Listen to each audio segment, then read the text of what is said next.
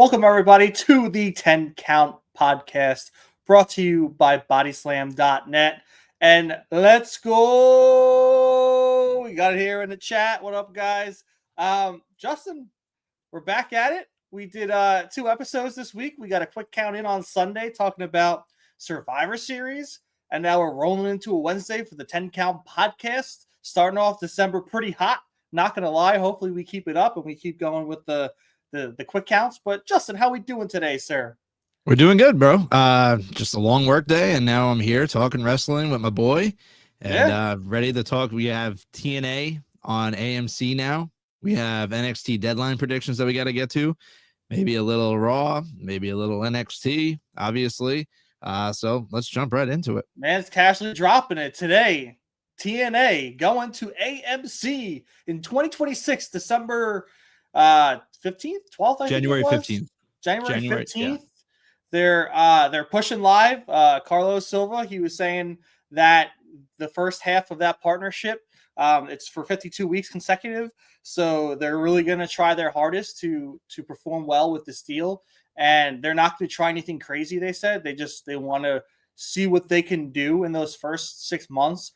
Their capacity on live, what they can afford, and just go from there. I mean, they must have got a nice stipend from this deal to be able to push forward and go live. I'm assuming they're going to try to go live mostly for the first 6 months to see how it goes. So I'm excited for them, man. I mean, 2025 was a big year for TNA. I mean, look what we've seen with the crossover WWE and NXT.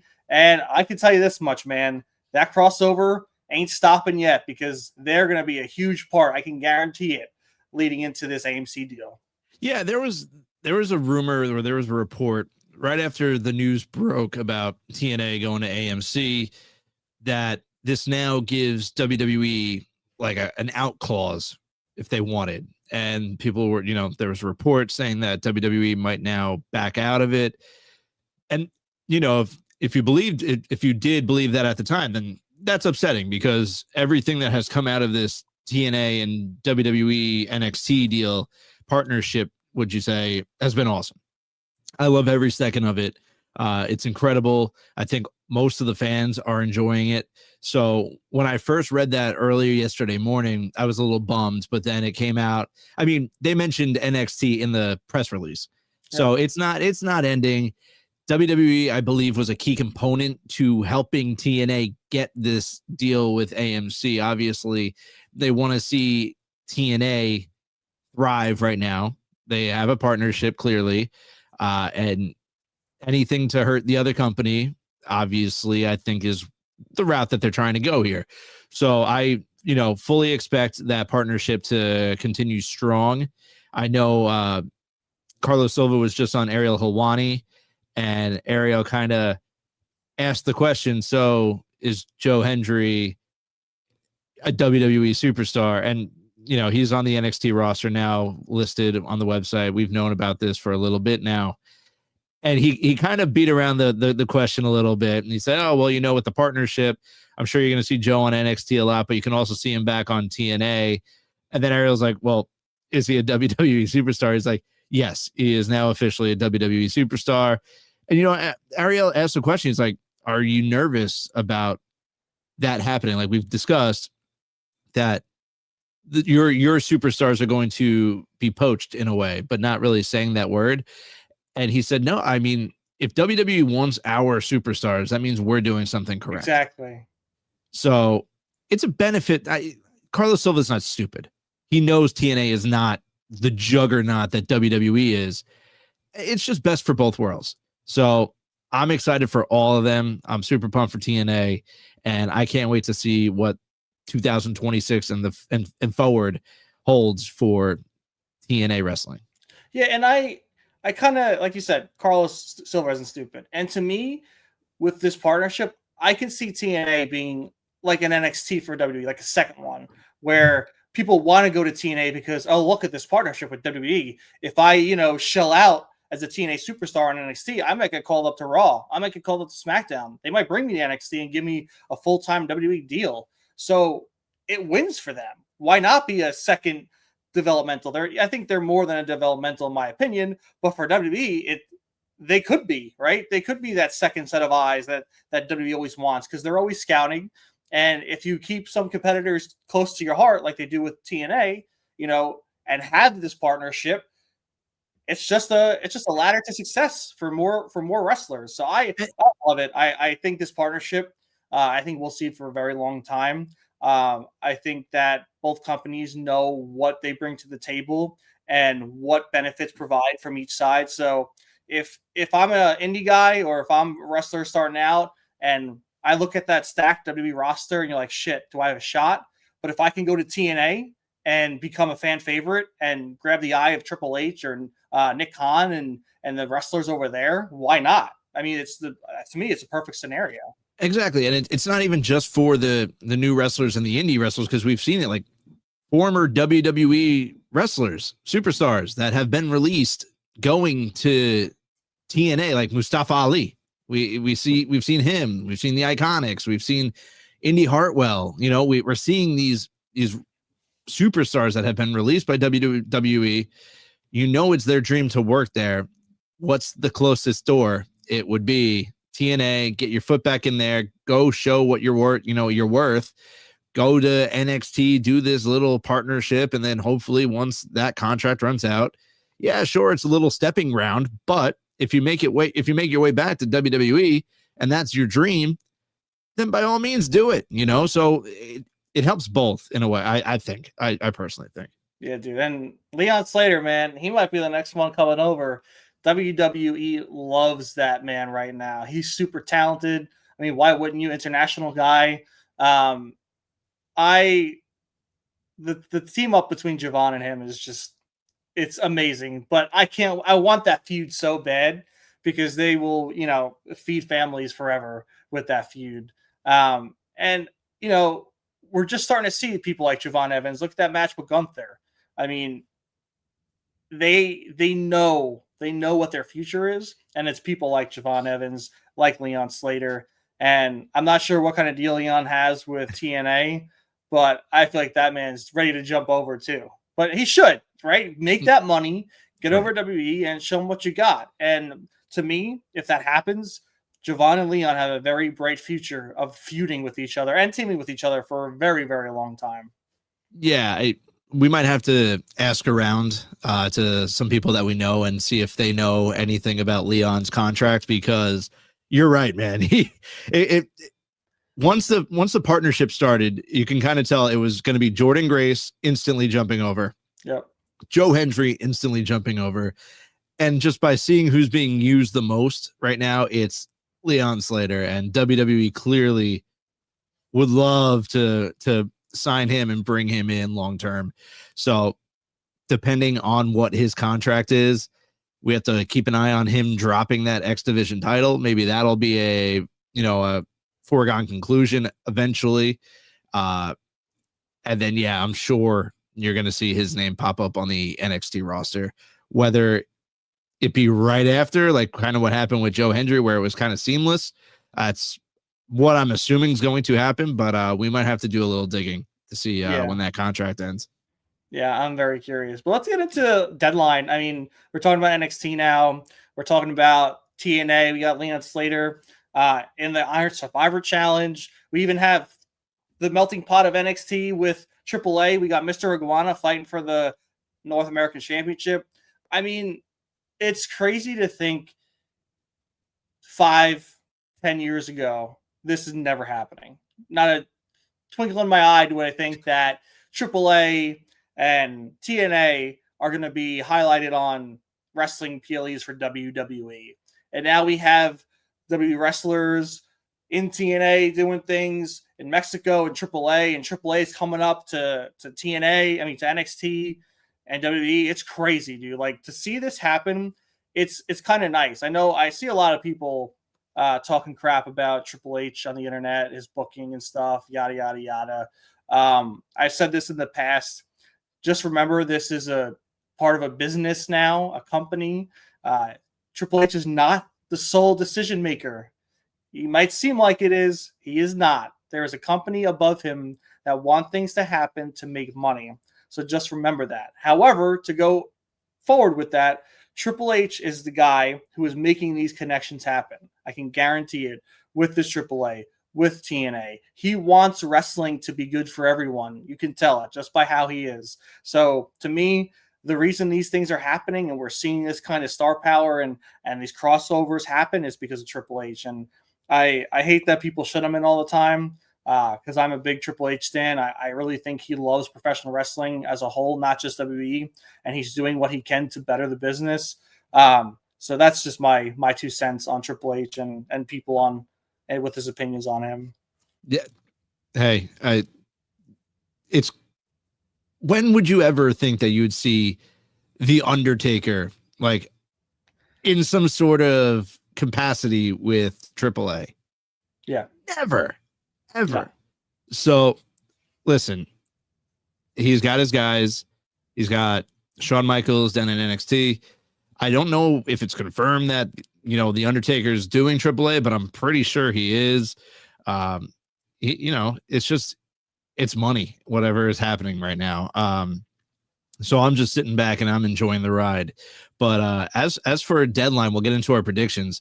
I just wanted to speak, and I guess we can go into this match first. I want to talk about that Tatum Paxley promo last night. You have Izzy Dame and the Culling out in the ring, and you have Izzy calling out Tatum, saying, "Oh, come out here," and then she's just in the spot. It goes to the video. She's where the Culling used to sit, and she's just got the tears, the makeup running down her face. And dude, oh man, like we'll get into it, but she's gonna Tatum Paxley to the moon right now, dude. Everyone loves her, and I cannot wait to see what comes out of this match this Saturday. Well, we're just gonna talk about it. You're segueing right into it, so let's go. Let's talk about it. All right. I guess I'll go first, and this is going to be we know where I lie here. I want two people to come in eventually. The Righteous. I want Vincent and Dutch to come into NXT, help Tatum start, the Righteous versus the Culling. It's money. It's fantastic. It needs to happen, in my opinion. It's a no doubter, and I'm not a booker, but if I can come up with these ideas, it's got to happen. So everyone wants to see it.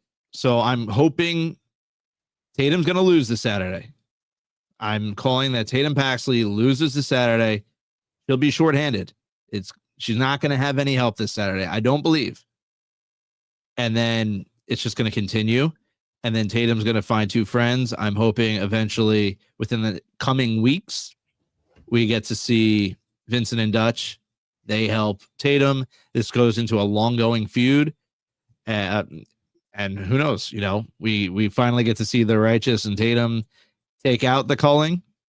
But this Saturday, I know Tatum wants to unleash some hell, but I don't think she's going to get the W. Yeah, I'm kind of torn.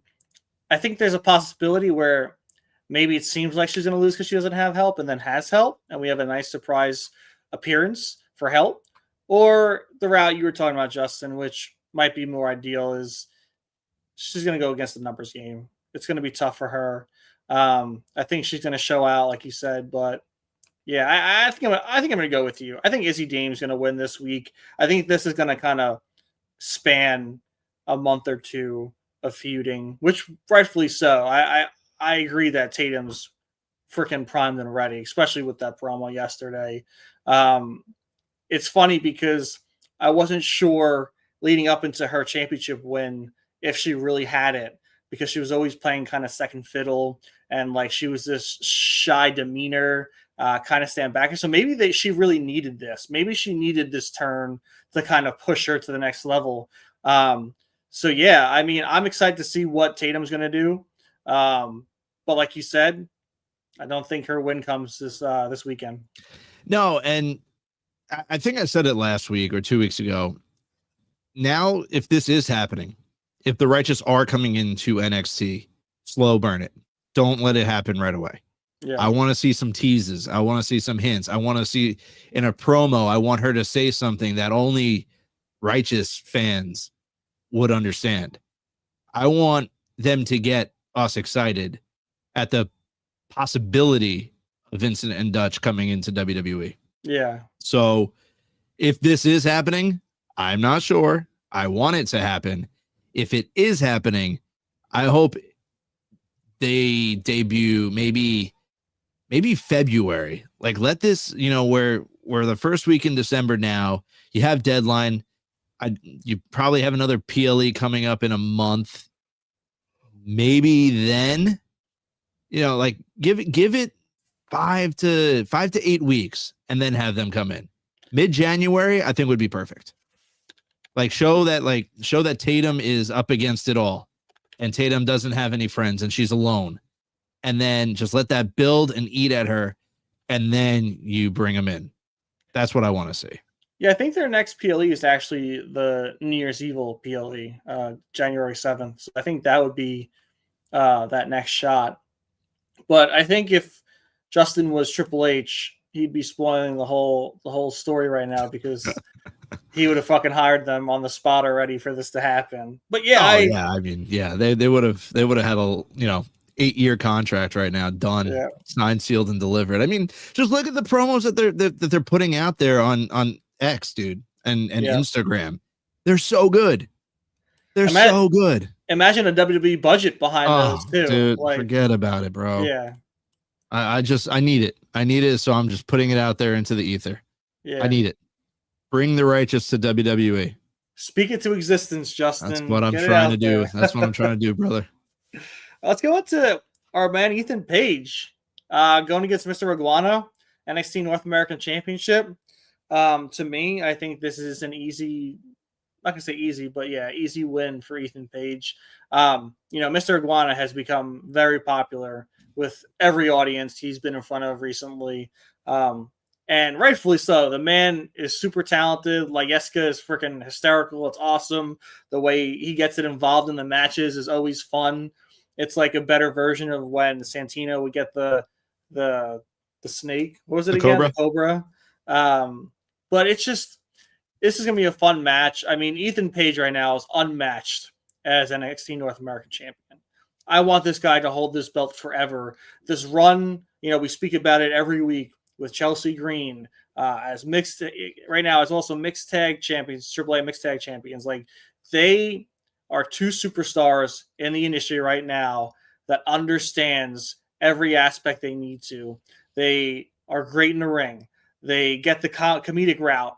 They go on social media and post things. They're doing everything right. And this is why they're getting rewarded. This is why Ethan Page is the North American champion for how long he's been. This is why he's also on the forefront of AAA right now with Chelsea Green as the AAA mixed tag team champion. Even Chelsea Green doing everything right as well. That's why she is the 2-time longest reigning women's U.S. champion right now. And she's going to have a hell of a run. I can guarantee it. I can't see her dropping the U.S. championship anytime soon. They are the cream of the crop right now for me in wrestling, and super entertaining and super fun to watch at all times. And they definitely, both of them have a huge future ahead of them too. But speaking on the match, I can't see Ethan Page dropping it to Mr. Iguana. Nothing to show against Mr. Iguana. I gassed him up a little bit just before, but Ethan Page is just on this run that can't be touched. And it's not going to be Mr. Iguana who takes this championship away from him. Yeah, I'm with you. For some reason, with Ethan Page, I'm always afraid that he can lose it, which is a good thing, I guess. That tells me something about the character that he's playing. It makes me believe that, hell, we love him. We think he's doing a tremendous job, but he could. I can see him dropping the title to Mr. Iguana and still being fine. He'll still go into AAA. He'll still be the mixed tag champ, but he'll overcome that loss. And then you start thinking, and it's like, oh, well, AAA has now lost their mega championship to Dom Mysterio. You have the mixed champions as Ethan Page and Chelsea. Like, maybe this is giving a title back to the AAA roster. But then I just can't see it. So I mean, WWE ain't doing that shit. They ain't giving TNA anything yet. They ain't giving AAA anything yet either. I mean, you can see it, but I don't want to see it. So I'm going, and still all ego, Ethan Page. Love it. All right, let's dig into these Iron Survivor matches. I love these. It's exciting because this is how I love setting up. We're going to be a month away from New Year's Evil. This is where they're going to get their championship matches, and it's a nice build up, right? We got 4 weeks in between where this feud and this matchup could be hyped up, rightfully so, and it's exciting. So we're gonna go to the women's first. We got Sol Ruka, Lola Vice, Kalani Jordan, Jordan Grace, Kendall Gray. What a freaking stacked group of women. Um, the the sky's the limit right now. Like I look at this, we have the former TNA champion with Kalani Jordan. We got Jordan Grace in there, former TNA Knockouts champion. Kendall Gray, she's still the Evolve champion, correct? Correct. I mean, Sol Ruka, the former women's speed and North American champion. Lola Vice, raring for a championship. Who do you think's coming out on top of this one, Justin? So you and I have spoken about Sol Ruka and Zarya for a few weeks now, waiting for that turn to happen. I think the turn was supposed to happen last night. It got teased. Zarya went bulldozing straight ahead. Sol Ruka moved. Kendall Gray took one hell of a spear by Zarya.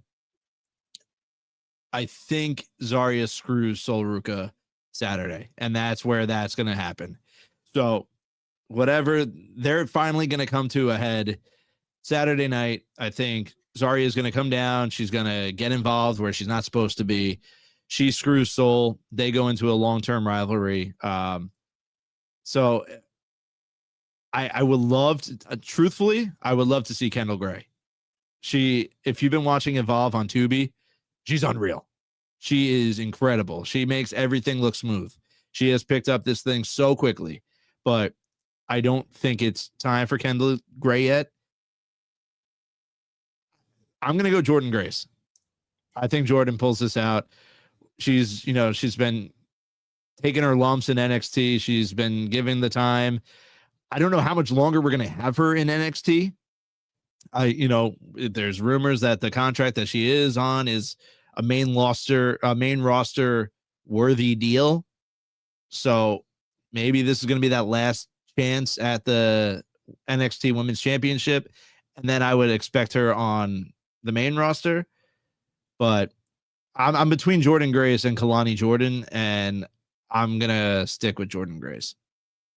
Yeah, I feel like most of these women have had recent success and recent shots at championships. Lola Vice just fought for the women's championship. What was it, 2 months ago, maybe 3 months ago? I don't care who wins this match. I think whoever wins it freaking deserves it.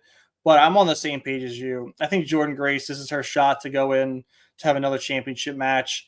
Maybe she wins and holds the belt for a minute. But again, like you said, she's on that deal where she's got to jump up there. The problem is that main roster, women's roster, is freaking stacked to hell. I mean, look at what was in the War Games match, and there's women to spare, on the rosters.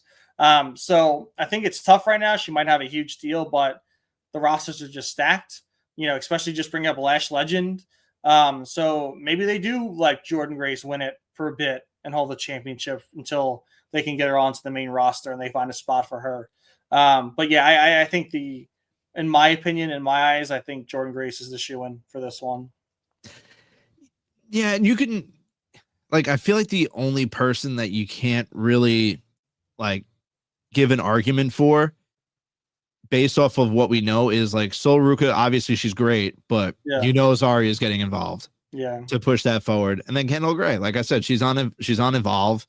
She's the women's champion at Evolve. I'm sure she'll have her moments where it's all right, she's coming up soon and she's going to be a problem. Yeah. But then you get down to Lola, Kalani, and Jordan. And for me, it just makes the most sense. That'll be Jordan Grace.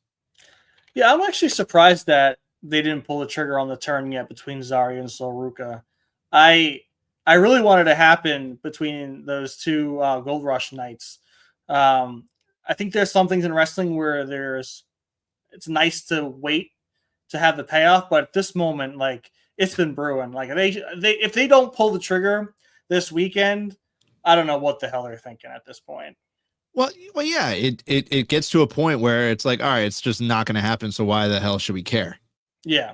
So the fans are clamoring for it. The fans are ready for it. The fans are ready to see a heel Zarya go ape shit on Sol Ruka. We're ready to see those two go at it. And it's just been teased and teased and teased and teased and teased. And sooner or later, this the kettle is not going to be hot anymore. It's going to be lukewarm. And when it finally happens, no one's really going to care. So it's got to be Saturday or bust for the heel turn.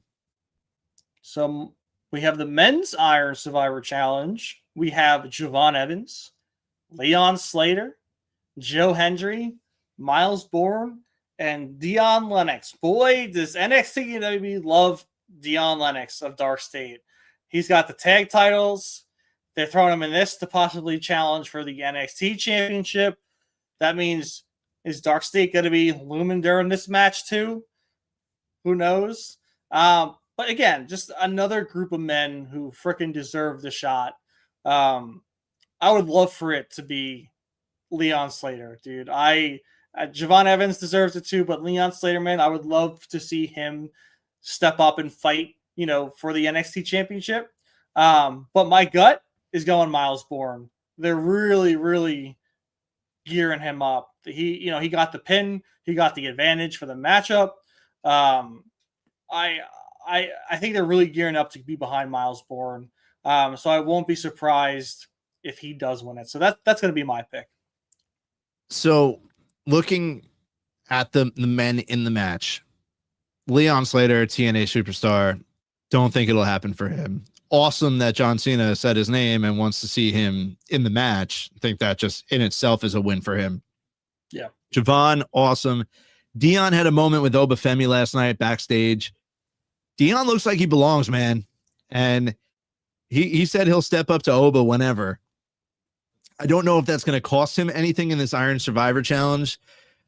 Oba is not on the oh, yes, he is. He's against Ricky Saints. But I don't know. I feel like Dion, after seeing that backstage with Dion, I feel like it's going Dion Oba route.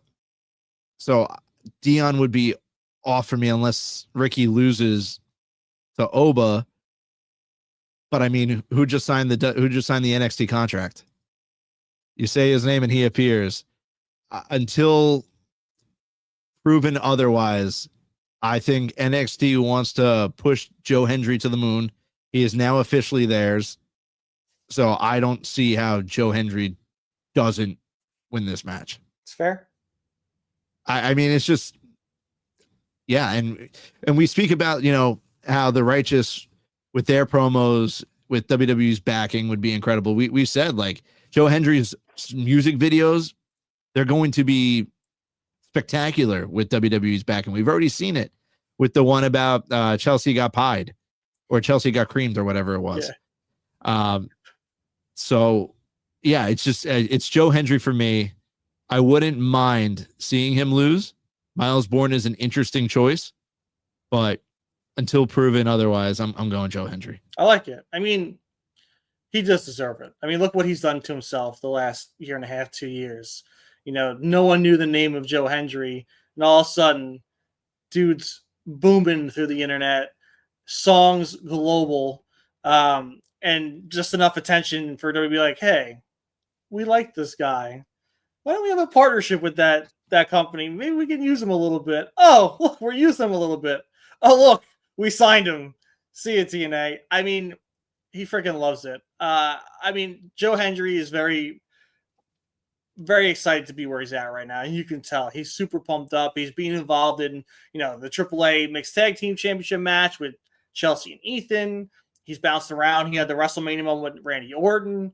I mean, dude is going everywhere. So I could see it, man. I could see that shot against Ricky Saints. But I think if, like you said, if Obafemi wins the championship, I don't see it being Joe Hendry. But I think Joe Hendry has a hell of a shot to win this one. I just have a weird little inkling that Miles Bourne might be coming out on top. And listen, if he does, I'm all for it. I am 1000% all for it if Miles Bourne does. Joe Hendry, the the ink isn't even dry yet on that WWE contract for Joe Hendry, and I think they want to give him something for signing that said contract. Bro, like, look at the comments. I have never been creamed like this before. Dude, it was so funny. I was dying when she said that. Freaking dying. And we also have on YouTube, LA versus Gunther. Does WWE swerve us and go with LA? Both wrestlers are established names for Cena. And yes, I wanted Edge. That's besides the point, just to finish the rivalry. What are you thinking? Yeah, that was sad. I was kind of holding out for Edge too, but here we are without Edge, not part of Cena's retirement tour. But yeah, I kind of was thinking the same thing, but because when I look at this match, I see an LA Knight who's kind of been shafted the last few months. He's kind of been on the back end of everything. You know, Jay's been put over on him. Everyone's been put over on him. He's got the little wins over the matches where he should be winning, but nothing big time. So do they pull the rug out from under him again and have Gunther win? Or do they let LA Knight close out Cena's retirement tour? Because Gunther's been given everything. LA Knight has not. So is there a shot? 100%. I have that in the back of my mind. I think there is a shot where LA Knight could pull up the upset and beat Gunther to go fight Cena. But if we know WWE, and we know how they like to treat Gunther, that man's going on to retire John Cena. Yeah, and I think I didn't get to read the whole quote, but someone was interviewing John Cena's dad, and they asked him who they would like or who he would like to see be John Cena's last opponent. And he pretty much said he does not want to see Gunther. He doesn't think Gunther needs the shine. And just knowing John Cena's dad and him, how he was involved back in the day, I feel like him saying that he doesn't want to see Gunther might come back around and bite him in the ass. And that's why I do still think it will be Gunther. But, you know, I would love a swerve. I would absolutely love to be stunned. 1000%. Yeah. Let's get into the final match for Deadline. We have Ricky Saints, Obafemi, NXT Championship. Yeah, if they're going Dion Lennox, and he ends up being this. Actually, no, Ricky Saints and Ope is opening the night, so that'll set the tone for what happens for that Iron Survivor matchup. So if Obafemi does win, I can see Dion Lennox winning, like you said. But do they want to, shaft Ricky from this run? But also, how do you let Obafemi lose to little Ricky Saints twice in a row? Obafemi said it in his promo, I'm not the tired champion anymore. I'm the hungry challenger. You got me when I was, a long champion run down by all these months of defending and defending. I'm not that guy anymore. I'm the Obafemi that's going to conquer you and take back my championship. How do you have him lose? I don't know. To me, it just doesn't make sense. They have lit this fire under Oba all this time, and I just can't see him losing twice to Ricky Saints. So with that being said, I think they go Obafemi. I think he if he's not going to the main roster, that man's a new NXT champion. I see it, and I totally get where you're coming from with why would you put Oba in this position to possibly lose again. I get it. If you watch the contract signing at the end of the night, there was a bridge in the background that everyone keeps talking about. There was just a bridge that popped up, and it was like a quick little tease. Something's got to be happening during this match. I don't know if it's a return, possibly a Mr. Tony D'Angelo. Maybe he has a deal worked out with Ricky Saints. I know Ricky's the face. I mean, they're both really faces in this match, technically. I don't know what's going to happen, but if Ricky does win, I think someone gets involved. I think someone's not happy with Oba, or for some reason wants Oba out, and they might try to take him out. And with that, I'm going to say, and still Ricky Saints, I'm going to go against you here. But seeing that bridge in the background has to mean something. So to me, something's happening during this match. I don't know what it is. Everyone keeps speculating that Tony D'Angelo is going to return. So something's going to happen. Yeah, I feel like the only way for Oba to lose this one is not clean. Mm-hmm. I'll be kind of annoyed because to me, it doesn't make sense. I don't think Oba deserves to lose twice in a row clean to Ricky Saints. I kind of think it kind of diminishes his character a little bit. Someone who's the ruler and the conqueror. To me, he needs to be treated more like a Brock Lesnar type, one who just destroys people. Because look at him, he's a freaking monster, and he just does what he does. So yeah, if they do it in the right way, I'm fine with him losing. But I don't know. That dude should just have a fucking hold over NXT until he goes to the main roster. Yeah, and I'm with you. And then I just wanted to bring up also, I don't know if you saw it, but when Ava was talking backstage with everyone in the Iron Survivor match, it was Robert Stone. He came in with a box. It was like a package for Ava. He opened it, and then she like just dumped it out on the table. And people are still speculating at what it possibly could be. Do you have any thoughts as to what it was? Some people were saying that it was Trick Williams' mask from his last match, all cut up. People said it was black petals, possibly from Tatum. I don't know, but speculation has been running wild on the internet about what was in this box and what is in store for Ava and NXT. Some were saying it was a sign from Mike Santana saying that they're coming. I don't know. It's why that's why I love NXT, dude. It could be anything. It literally could be anything. And they do a good job with swerves and hiding things, and with those crossovers, it's just like you said, anything can happen. It's a fun Tuesday night experience. It really is. If you don't watch NXT, I highly recommend watching it. The matches are top notch. The characters are awesome. You'll fall in love with pretty much everyone on that roster, and you'll either love them a lot or hate them. I technically freaking love most of them. Dark State, they're a little iffy on my book yet, but maybe they'll get my appreciation soon. But yeah, it's a great watch. It's one of the best things we have in wrestling right now, so definitely watch it if you don't. And is there anything with Raw that you wanted to jump into? Dude. Or? I want to jump into the Judgment Day. We got Liv Morgan coming out, telling Judgment Day, you guys lost all these championships when I've been gone. What the hell is happening? Time to fucking spin this boat around. And what do you know? We got at the end of the night, Judgment Day, the women standing tall. Liv gave Roxanne the nod for her and Raquel to go after those NXT Women's Championships again, the tag championships. Liv said hi to Stephanie Bacquer. We have Dom, Intercontinental Champion, AAA Mega Champion. Who knows? Maybe the Judgment Day, with Finn and JD can go back to those tag team championships. I don't know, man. I think Liv is going to start a reckoning for the Judgment Day. What are you thinking? Those damn cockroaches. That's what I think. We thought the destruction of the Judgment Day has been coming for years. I think at the end, Liv's up to something.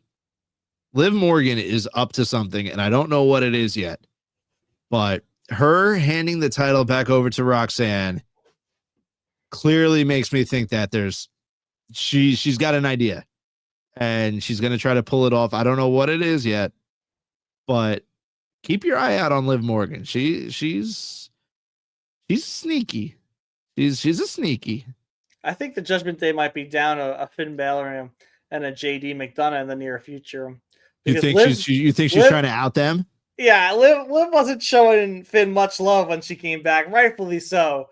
But I think she's trying to take the reins of the leader of the Judgment Day right here and, direct some success. And I think that, we all thought that, like you said, the destruction was coming. We thought Liv was going to come back and get mad with the Judgment Day for keeping Roxanne around, but we got the opposite. We got the nod.